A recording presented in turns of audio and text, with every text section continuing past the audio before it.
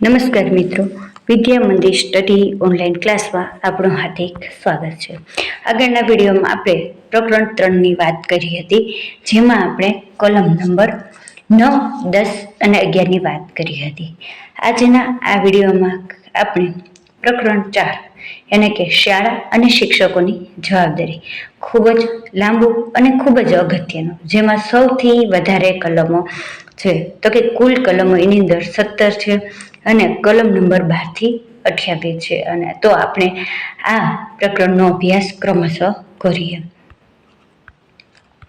તો પ્રકરણ 4, શાળા અને શિક્ષકોની જવાબદારી. કુલ કલમો 17, કલમ નંબર 12 થી 28 છે. તો જોઈએ આપણે કલમ નંબર 12. શું નામ છે? તો કે મફત અને ફરજિયાત શિક્ષણ માટે શાળાની જવાબદારીનું પ્રમાણ.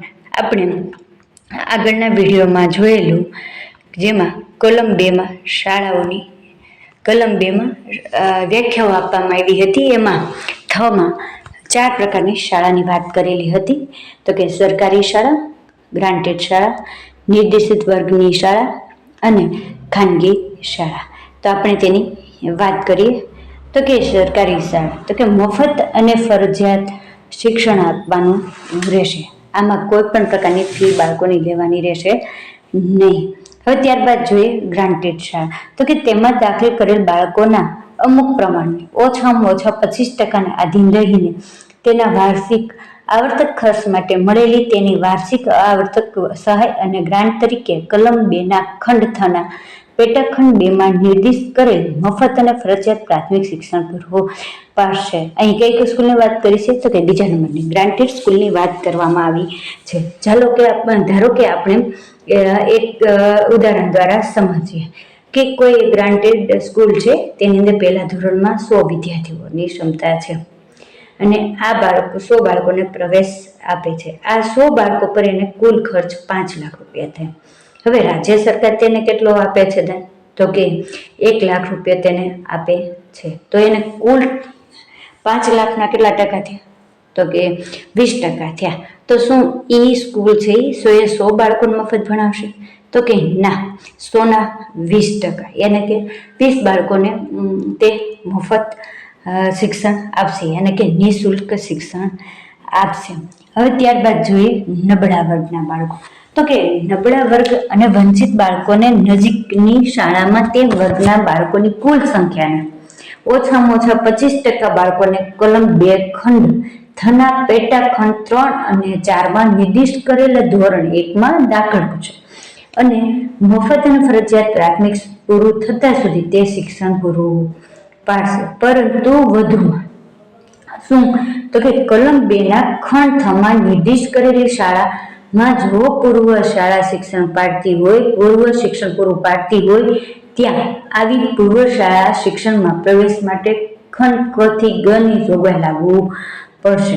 હવે જો પેટા કલમ 1ના ખંડ ગમાં નિર્દિષ્ટ કર્યા મુજબ મફત અને ફરજિયાત પ્રાથમિક શિક્ષણ પૂરું પાડતી કલમ 2ના ખંડ થના ખંડ 4, એટલે કે કઈ સ્કૂલની વાત કરી છે? તો કે ખાનગી શાળા. રાજ્ય સરકાર તો ખાનગી શાળા માટે શું કરશે? ત્યાં પણ કઈ 25% અનામત તો હશે જ એની સીટો. તો હવે એ શું કઈ રીતે કરશે? તો કે એની અંદર જોશે કે બાળક દીઠ કરેલો ખર્ચનું પ્રમાણ અને બાળક પાસેથી લીધેલી રકમ, આ બેમાંથી જે ઓછું હશે તે સરકાર ભરપાઈ કરશે. પરંતુ આવી ભરપાઈ કરવાની રકમ કલમ 2ના ખંડ થના પેટા ખંડ 1, એટલે કે સરકારી શાળા નિર્દિષ્ટ કરેલ બાળકના ખર્ચ કરતા વધુ છે નહીં, એટલે કે એ પહેલા નંબરની સ્કૂલની વાત થઈ. પરંતુ વધુમાં કોઈ જમીન, મકાન, સાધન સામગ્રી અથવા બીજી સગવડો વિના મૂલ્ય અને અથવા રાહત દરે મેળવી હોવાના કારણે બાળકોની નિર્દિષ્ટ સંખ્યાને મફત શિક્ષણ પૂરું પાડવાની જવાબદારી આવી શાળા ધરાવતી હોય, ત્યાં આવી શાળા આવી જવાબદારીના પ્રમાણમાં રકમ ભરપાઈ મેળવવા હકદાર રહેશે નહીં. દરેક શાળા યોગ્ય સરકાર અથવા સ્થાનિક સત્તામંડ તંત્ર હોય તે જરૂરી હોય તો માહિતી માગશે અને એ માહિતી પૂરી પાડવી તે પણ જવાબદારી રહેશે. ત્યારબાદ આપણે જોઈએ કલમ નંબર 13ની વાત કરીએ તો કે પ્રવેશ માટે માથાદીઠ ફી અને તપાસ કાર્ય પદ્ધતિ નહીં, યાની કે કેપિટેશન ફી વાત થાય છે. તો કે માથાદીઠ ફી વસૂલ કરશે નહીં. તો ધારો કે કોઈ સ્કૂલ છે તે આવી ફી લેશે તો એને શું થશે? તો કે સજા કરવામાં આવશે. કેવી સજા? તો કે એને જે ફી લીધી છે તેના 10 ગણો એને દંડ કરવામાં આવશે. હવે ત્યારબાદ તપાસ કાર્ય પદ્ધતિ નહીં.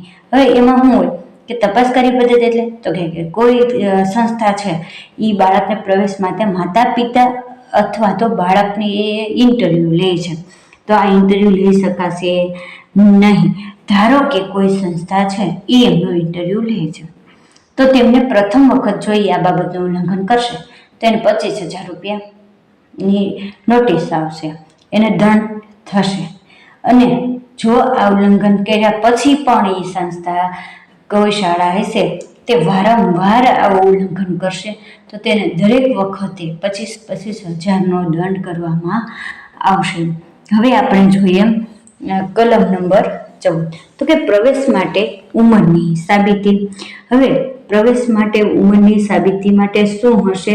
તો કે પ્રાથમિક શિક્ષણમાં પ્રવેશના હેતુ માટે બાળકની જન્મ, મરણ અને લગ્ન નોંધણી અધિનિયમ 1886ની જોગવાઈઓ અનુસાર બાળકને આપવામાં આવેલું પ્રમાણપત્ર, એને કે જન્મનો દાખલો હશે એના આધારે આપણે એને શું કરીએ છીએ?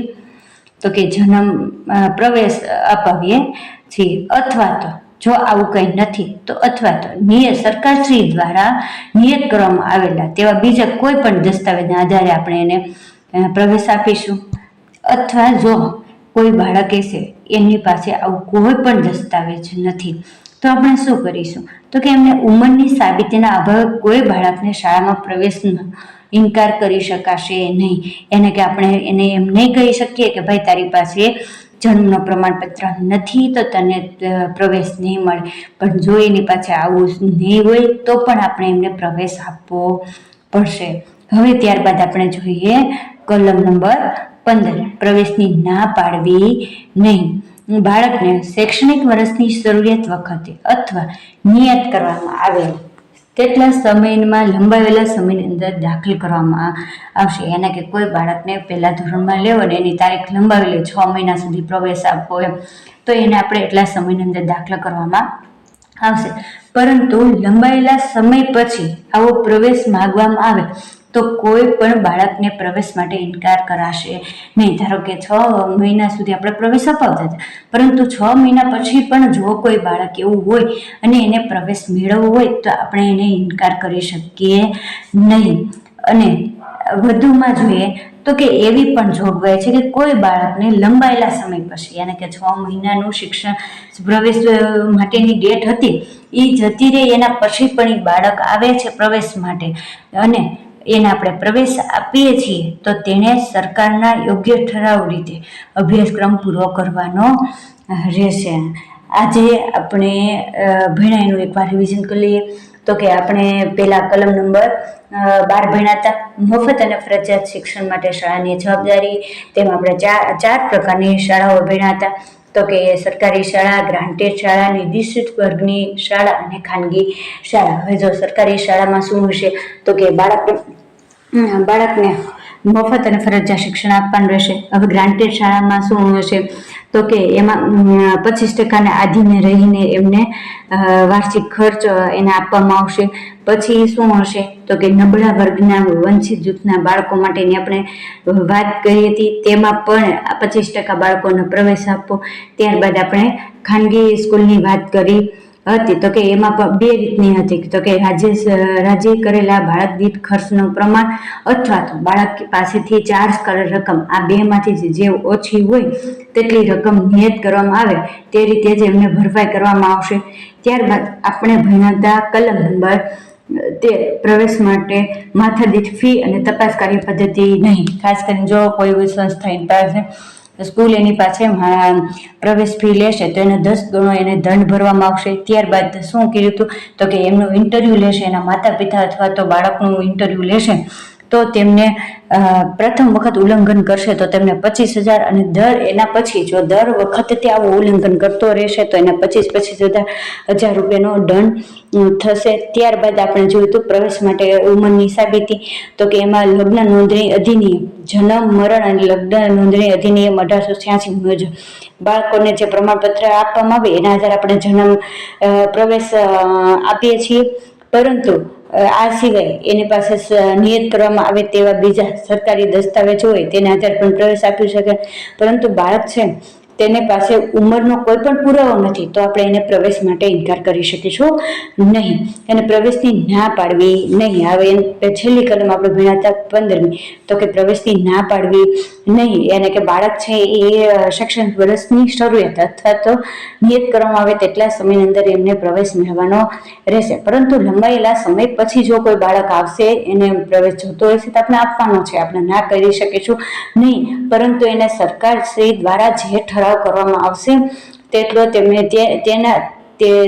તેવી રીતે એમને અભ્યાસક્રમ પૂરો કરવાનો રહેશે. હવે આના આગળના વિડીયોમાં આના પછીનો આપણે કલમોનો આપણે અભ્યાસ કરીશું. જો તમારી ચેનલમાં નવા હો તો મારી ચેનલ લાઈક કરો, શેર કરો, સબસ્ક્રાઈબ કરો, જેથી કરીને તમને આવા અવનવા વિડીયો મળતા રહેશે.